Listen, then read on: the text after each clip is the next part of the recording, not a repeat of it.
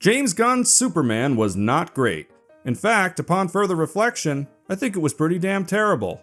Now don't get me wrong, when I first saw this movie, I thought it was generally fun, and like many, I appreciated the more lighthearted tone, especially after a decade of this crap. Do you bleed? However, the more I thought about it, the more this thing just started to fall apart. To put it simply, the plot is utter nonsense, driven by a ridiculous parody of a villain. The main character is a nice guy, but he doesn't grow, change, or really get tested in any meaningful way, and the new DC universe that this movie was supposed to kick off has already jumped many sharks, which are just going to create bigger and bigger issues as time goes on. All of this contributes to an overall bland experience that didn't really seem to make much of an impact. In other words, it's the kind of movie you watch and you can't really recall anything about it just a few days later. How hilarious then that such an empty movie would become a cultural battleground, whereby either liking it or disliking it, you're choosing a side. To all of this, I say, I don't care. I'm on the side of movies that don't make me want to play patty cake with a stove. But before I get into the nitty-gritty, let's go over the plot, because let's be honest, you probably forgot some stuff. What the is going on here? So Superman starts off with a bit of text setting up this new DC universe. In short, people with superpowers have been around for a while. Superman started operating about 3 years ago. He just stopped the fictional country of Boravia from invading the fictional country of Jaranpur, and he just got KO'd for the first time by some asshole in a robot suit called the Hammer of Boravia. I gotta say, I hate jumping into a movie that's already like 45 minutes into its plot, but who knows, maybe there's a good reason for it. You stupid.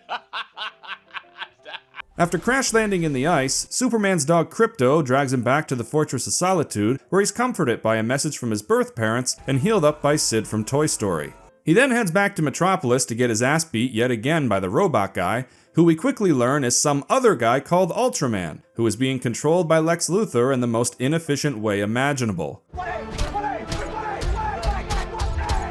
But I'll get into that later. Anyway, this fight was orchestrated by Lex just so that he could find out the location of the fortress, and once he does, he calls off Ultraman. We then see a scene where Lex is trying to convince some government dudes that Superman needs to be taken down, and that he's the guy to do it, but the feds say they'd need more solid proof of malicious intent. Meanwhile, Lois and Clark get into a bit of a spat about how Clark intervened in that foreign conflict, and the stage is set for a character arc that never materializes. The next day, Lex distracts Superman with a giant monster in the city, while he breaks into the fortress and conveniently finds a damning message from Superman's birth parents, where they tell him to rule over Earth, take as many wives as he can, and get fucking. Lex then releases this recording to the public, causing a lot of people to start turning against Superman, and the feds finally give Lex the green light to detain him. In the midst of being bummed out about the message from his parents, Superman turns himself in, gets taken by Lex into a pocket universe, more on that in a bit, and while he gets interrogated, we see what an awful prick Lex really is. Lois convinces Mr. Terrific of the Justice Gang to bust Superman out, and after a headache-inducing action scene involving a river of pixel diarrhea, Superman and some weird guy with a green baby escape. Upon getting out, Lois takes Clark back home to heal up, and he winds up having a heart-to-heart with his adopted father, John Kent, about the message his birth parents left for him.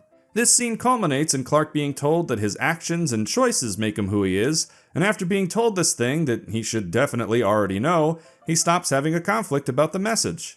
Alrighty then. The following day, Lex opens a dimensional rift in Metropolis to lure Superman out, and at the same time, the country of Boravia launches yet another invasion of Jaranpur. Being that the dimensional rift is a much bigger threat, Superman and Mr. Terrific deal with that, while the rest of the Justice Gang go and deal with that foreign conflict for some reason. During all the shenanigans in Metropolis, we learn that Ultraman is a clone of Superman, and naturally, a bunch of fighting ensues. Superman and Mr. Terrific close the dimensional rift after tossing Ultraman in there, the Justice Gang stops the invasion, and Lex Luthor is arrested after all of his evil deeds are made public in the dumbest way possible. The film ends with Superman going back to the Fortress of Solitude yet again, now watching footage of his childhood with the Kents as his new source of comfort. Okay, so now that I got you up to speed, I guess I'll start with number 1, the plot and Lex Luthor. So as is tradition, Lex Luthor has a raging hate boner for Superman. Therefore, the general plot of the film is just a series of actions taken by Lex to kill him. The only problem is, none of it makes any fucking sense. On the surface, Lex is backing the country of Boravia in their attempts to take over the country of Jaranpur to grab some land and benefit financially. Superman intervened during the first invasion attempt, and so Lex just wants to get him out of the way and try again. However, towards the end of the film, we learn that Lex really created this conflict because he knew Superman would intervene, and then he'd finally have the government's support to kill him. The main issue here is that Lex's whole plan is essentially to get permission from the government to do something that he's not only willing and able to do, but also already doing. At the start of the film, Lex is already in the middle of beating Supes to death with Ultraman. This is something Lex is doing all on his own, without the government's knowledge or consent, and he nearly accomplishes his goal. I mean, shit, if Lex had Ultraman just stomp Clark out while he was down, the movie would be over. However, because this plot is a mess, Lex calls off Ultraman and instead goes to the fortress under the pretext of finding the knowledge to help destroy Superman. And for the life of me, I don't understand why. Lex literally had Superman on the ropes a minute ago with Ultraman, and he also already has a plethora of other options for dealing with Supes at his disposal. He's created a pocket universe, which he can lure Superman into and then close the door forever. He's got a guy under his thumb that can make kryptonite at will, a robot lady that could fill Superman's lungs with tech goo, access to giant monsters, and so on. So what on earth could Lex have possibly hoped to find in the fortress that really could have given him the upper hand? Fuck if I know. Of course, the real reason the script sends Lex to the fortress is so that he can conveniently discover the damning message from Superman's birth parents, allowing him to convince the government that Superman is a threat, and finally facilitating the rest of this garbage plot. But that message being nefarious was just blind luck. If Lex hadn't have found anything, he'd be right back at square one, trying to kill Superman via methods he already had, like he was already doing when the film began. And this brings us to a fundamental question. Why does Lex even need to get the government involved? It's not like Lex actually cares about doing things by the book, and honestly, involving the feds only serves to hurt him. Let's just say he's doing a lot of illegal shit, and it would be pretty difficult to hide murdering Superman from them. I mean, if the government sent just a few guys to oversee things or insisted on conducting the interrogation themselves, they would probably uncover most, if not all, of Lex's criminal operation. What are you doing? Making a mistake. Making a mistake. So to recap, Lex's master plan ultimately boils down to this: orchestrate an international conflict to gain permission to capture Superman, while simultaneously trying to murder Superman the entire time, all so that he can stumble across evidence he had no reason to believe even existed in order to obtain permission he clearly never needed in the first place. That's awful!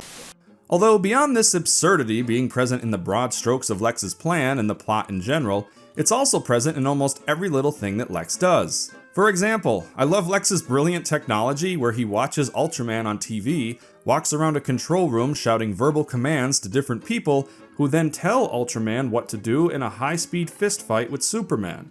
Are you fucking kidding? Have you seen how fast these fights can go? This shit wouldn't work on your average bitch slap. Or how about how Lex uses Ultraman to attack a US city, and then when the attack is over, he has him fly like 10 minutes away to a LexCorp camp on the beach. What the fuck, this was the best hiding place you had? How was Ultraman not tracked here by satellite or some shit? How has nobody seen this? The fuck? This is ridiculous. Then there's the retarded scene where Lex shoots a guy to interrogate Superman. If you're trying to get some information out of Superman, and you need this guy to do it, why not just torture him or something? Instead, Lex plays Russian roulette, and seems genuinely surprised when the gun goes off. What are you, fucking stupid? There's the general idiocy of opening a dimensional rift right in the middle of a city. And finally, there's the way in which Lex gets caught. You see, Lex has this bimbo girlfriend who is constantly capturing details of his evil plans in her selfies. And when she's pressured, she spills the beans on everything. Why would Lex even have his evil plans up on the wall for prying eyes? And why the hell would he be allowing anyone to be snapping pictures in there that could expose those plans? Are you fucking retarded? To put all this in simple terms, Lex is just terrible. He's so over the top and does nothing even remotely intelligent, clever, or coherent for the entire runtime. Being that he's essentially the driving force behind the plot, this means that pretty much everything that happens in the film is just fundamentally broken. Now you can defend this up and down by saying things like, Lex is just crazy, or this is all just supposed to be fun. But did this movie really have to have the logic of a parody? Like, couldn't it have made just a little bit of sense? Of course not, don't be ridiculous. Number 2. Superman himself. Alright, so the antagonist and the plot are a complete joke, but what about Superman himself? Isn't one of the highlights of this film how they finally got Superman right? Well, yeah, kind of, but as per usual, it's one step forward and then a backflip off of a fucking cliff. To start with some positives, yeah, David Corenswet is a good fit for a more human and friendly Superman, and he's much closer to a traditional interpretation. Let's just say I prefer something like this instead of a plank of wood who's either confused or giving a death stare. However, presentation and performances aren't everything, and I'm afraid that underneath all the awkwardness and warm smiles, Superman's character arc in this movie is just a big pile of poopy. You see, the two major things that happen with Clark in this story are that he impulsively intervenes in a foreign conflict without considering the geopolitics, and also learns that the inspiring message from his birth parents was actually nefarious, causing both internal and external conflicts. Unfortunately for us though, both of these things go absolutely nowhere. When it comes to the whole Boravia thing, it all just feels like such a wasted opportunity. The idea here was simply to take this guy, who always does the right thing, and put him in a situation where doing the right thing isn't so black and white. The dilemma put before Superman in the movie is pretty simple, but it's ripe for a good story. On one hand, if he sees innocent people about to be slaughtered and he has the power to stop it, how could he possibly stand by and do nothing? On the other hand, having the power to intervene doesn't necessarily give him the right to, and doing so could have consequences that he doesn't fully understand. That's a pretty interesting problem to throw at Superman, because neither side is inherently unreasonable. Now, Clark does make the decision to intervene before the events of the film. However, being that this whole war was in fact just a big evil plan from Mr. Clean, any thoughtful debate the movie pretends to have about it is made utterly pointless. In other words, despite the movie wasting a lot of time insisting that Clark really should have thought things through before getting involved in this conflict, it ultimately contrives a scenario where he never actually has to confront the dilemma at all. In the end, he's totally validated for doing what he did. Furthermore, there are really no consequences for him stopping the invasion, and he doesn't seem to learn anything from the experience. With all of that being said, I don't really know what James was trying to do here. It seems like he started by trying to tell a story where Clark's values are at odds with a complicated and cynical world, but then he awkwardly pivoted to a story where the good guy is always right because, well, he's the good guy. What's even more odd though is that when Jaranpur gets invaded again, Superman doesn't even save it. The Justice Gang does. This not only ensures that Clark, Lois, and everyone else never talk about this subject again, but it's also pretty out of left field for the Justice Gang. I mean, they didn't help the first time, and there's a fucking black hole tearing Metropolis apart that they should definitely be helping with. So what the fuck? Now, I get it. The intention here was clearly that Superman's example inspires these other heroes to intervene, but the scenes that would have really tied all that together just aren't present. Instead, the Justice Gang watch the news and suddenly decide getting involved is the right thing to do. Combine that with how one of them goes way too far in killing the leader of Boravia, and all of this just turns into such incoherent sludge. Beyond the foreign affairs though, when it comes to the stuff regarding the message from Superman's birth parents, I'm afraid things don't get much better. In terms of his internal conflict, the whole idea here is that Clark set out on his mission as Superman under the assumption that he was living up to the wishes of his birth parents. But throughout the course of the story, that assumption is shattered, and Clark has to then reframe his mission as simply an extension of the values that the Kents taught him. My main issue here is that I just don't buy this as something that Clark needed to learn. What I mean is that if you have superpowers and you actively decide to use them in the name of good every day, you should already understand that your intentions and actions make you who you are, and this news, although unpleasant, doesn't change that. This kind of thing just bugs the shit out of me. I don't know, I guess I just feel that if you're putting on a costume to effect some change on the world, you should already know your own motivations and what the symbol you're creating stands for. In short, the way Clark was raised by the Kents should be the reason he does what he does, not a message from his birth parents that he discovered in his late 20s. Now, as if Clark's weak internal conflict wasn't bad enough, the world also seems to forget how upset they were about the nefarious message too. When this message first comes to light, everyone's pissed, to the point of calling for Superman's arrest. But there are also some questions as to whether the message was faked by Lex in some way. The film weirdly insists, via multiple characters, that Jor-El's instructions to boink everyone were in fact legitimate. But then at the end of the movie, when Lex gets caught for his foreign shenanigans, the reporters are all like, "Oh, we owe Superman an apology." And there's even a little Chiron saying something about fake images of Superman's parents. What the fuck is going on? Is this shit real or not? If it is, then I guess everyone in the world stopped caring about it once Superman saved the city, even though he does that on the daily. If it's fake, then I think James Gunn needs to get his fucking head checked. How can someone not think it's real? So, take a good hard look at this character arc, and I'm afraid all you get is a big old goose egg. Superman is ultimately the same person at the end who he was at the beginning. He's no wiser, he hasn't learned anything, and we the audience didn't learn anything about his character that we didn't already generically know about Superman before walking into the theater. So what's the fucking point? Shit, James, if this is all you were gonna do with Supes, I would have preferred that he just showed up as a side character in someone else's movie. At least that way his presence would at least be a contrast to another character. But as it stands, this is just a giant Nothingburger. Nothingburger. Number 3. The new DC Cinematic Universe. So beyond the major failings of the plot and the central character, the next thing of note I want to talk about with this movie is that it marks the start of yet another attempt at a DC Cinematic Universe. It does this by quite literally dropping the audience right into this new world with direct exposition on the screen. But whereas this movie really should have been a clean new beginning for DC on film, it's more so a giant mess, where I'm not sure what's canon, and there's so much universe-breaking technology and other nonsense that I don't even really see a clear way forward from here. To start with all the canon stuff, James Gunn got involved with DC on the Suicide Squad and later Peacemaker when everything was still technically under the umbrella of the Snyder stuff. However, since becoming the head of DC Studios, James hasn't made a clean break here at all, instead opting to make those projects canon with the stuff he's doing now, and confusing the fuck out of anyone who might give a shit about continuity. For example, it's mentioned in the Suicide Squad that Superman was in the hospital after being shot with a kryptonite bullet. But this movie is apparently the first time he's ever lost a battle. So that movie doesn't count? Well, it must, because this Rick Flag Sr. guy is the father of Rick Flag from that movie, and he's pissed at Peacemaker for killing his son, which is a big deal in season 2 of that show. Not to mention the connections to Viola Davis's Amanda Waller and so on. That doesn't make sense.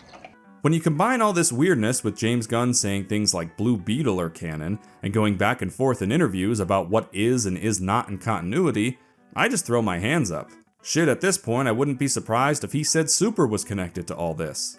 Go fuck yourself. Fuck yourself. Putting aside the broader continuity though, the crazy things that James decided to include as part of the world building for this universe are just odd to me. In the very first DCU film, we have a government who doesn't seem to have any real answers to metahumans even after 300 years of them. We have giant kaiju monsters, pocket universes, evil Kryptonians, cloning, and brainwashed shitposting monkeys. This is just a lot of crap to be juggling right out of the gate, and it makes this new DCU feel similar to the current MCU, where there are just so many things to consider that it genuinely does not make sense anymore.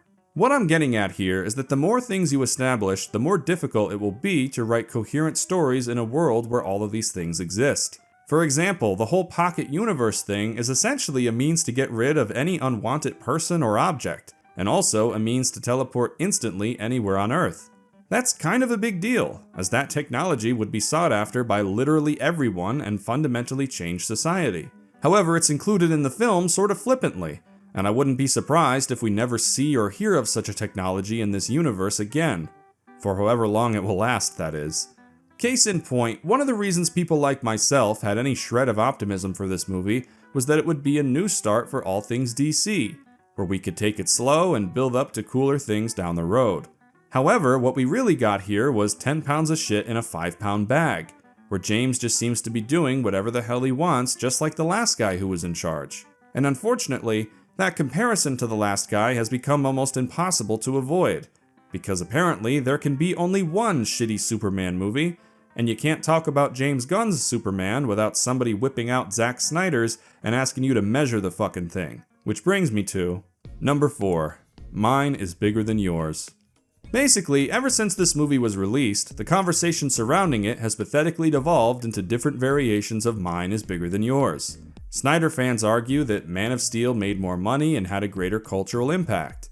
Gunn fans pathetically claim Superman was more financially successful than it really was, and cling to the more traditional and upbeat interpretation of the character. Now, you don't have to break out the green visor to conclude that Man of Steel did in fact make more money. I mean, it came out at one of the highs of the superhero boom, it had direct involvement from Chris Nolan, had some good marketing, some big actors, and the economy wasn't completely in the bowl. Likewise, you don't have to be a Snyder bro to admit that James Gunn's Superman was not a huge financial success. In an era of inflation, skyrocketing film budgets, the overexposed superhero genre, and a vastly different entertainment landscape, it's no wonder why Superman, a character that is nobody's favorite if we're all being honest here, did not take off.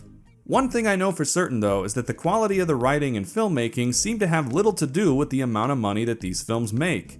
Shit, I mean Captain Marvel made over $1 billion simply because it came out when everyone was holding their breath on the next Avengers film. But I don't see this logic being used to defend that turd. Plenty of terrible movies have made fortunes, and plenty of great movies have bombed. Financial success merely tells you what tickets people bought. It doesn't tell you much of anything about how well the story, plot, character, world building, or theme were constructed. Although I think all this talk of money is really standing in for a different argument, which is that Man of Steel had more of a cultural impact than James Gunn's Superman. Now that may be true among nerds on the internet, but outside of those circles, I don't think either one of these movies have or will embed themselves in the culture the way that some other films in the genre have. Your average Joe on the street might remember Man of Steel as the one where Superman snaps a guy's neck at the end, but aside from that, I think it's largely lost in the bargain bin of 2010's comic book movies. On the flip side, I don't think James Gunn's Superman will fare much better simply because it's so damn forgettable. There are no memorable action scenes, music, dialogue, nothing. Shit, I'm probably the only asshole on the internet still wasting my breath on it. But cultural impact and money don't interest me much. I judge movies based on whether the stories are well constructed, whether the characters have clear motivations, whether the plot follows logically from scene to scene, whether themes are merely stated or actually developed. And by those standards, both of these movies are trash, albeit for different reasons. Man of Steel had a bunch of big ideas, some of which were cool, most of which made no sense, but it royally fucked their execution to the point of being incoherent, off-putting, and making Superman completely unrecognizable. James Gunn's Superman has barely any ideas and makes no sense, and the only reason the central character wasn't fundamentally ruined is simply because nothing was really done with him. So to me, comparing these movies comes down to a simple question. Would you rather someone trash your car and burn down your house, or spend 2 hours trying to separate the corn from a pile of shit while James Gunn shows you his Spotify playlist? I'll let you decide. Yo, the sign is real simple, B. It says wrap it up. Wrap that shit up, B. At the end of the day, James Gunn's Superman just feels like the cinematic equivalent of running in place. The pieces of a story are technically present, but they're so brain-dead and underdeveloped that the movie just doesn't seem to accomplish much of anything. Sure, there are some laughs, and David Corenswet is perfectly likable as Superman, but none of that can carry a movie that falls apart the second you think about it. As for the new DC universe, if this is what the foundation looks like, I don't have much confidence in the house that James is trying to build. He's already piling on universe-breaking ideas, confusing continuity, and telling stories that barely hold together. But hey, maybe it'll all work out. No, no, no, no.